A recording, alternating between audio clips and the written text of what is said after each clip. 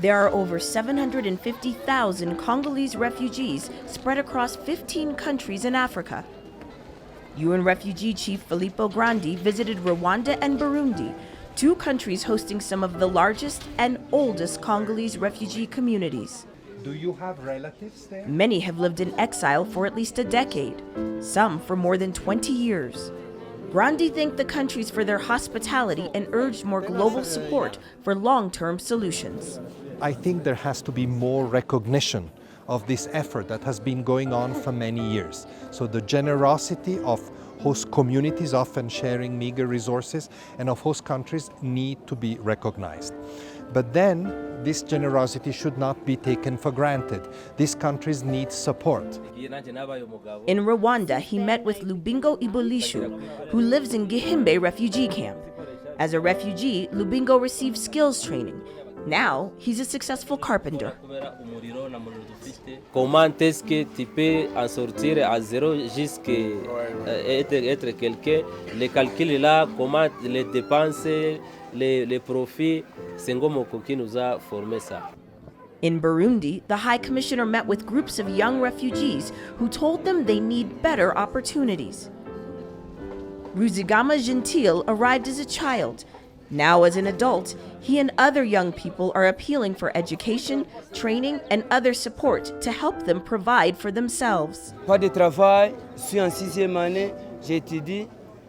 Même si je peux tenter la chance et j'ai le diplôme, je ne peux pas travailler. Pas de travail, pas des études encore. Alors que vous savez que lorsque tu travailles, ça vous aidera dans la vie.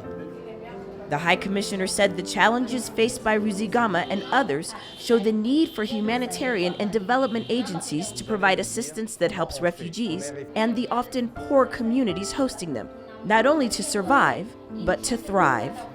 The future is theirs to build, and we need to help them do that, not just hand out relief items and food, but also help them learn jobs, help them have a better education, help them have more mobility in the country so that they can go and look for employment, help the local community improve their own economy so that it can absorb an additional number of people. While Burundi continues to host and receive refugees, the High Commissioner also met with some former Burundian refugees who have chosen to return home. He stressed that their choice must be voluntary, with refugees being well informed about conditions inside the country. Those who choose to return must receive help with reintegration. What are needed are two things. One is security. People need to be confident that there is security. And two is a good program of reintegration so that they can rebuild their lives in their home country. High Commissioner Grandi ended his trip to the region, which also included a visit to the Democratic Republic of Congo, with an appeal to the international community.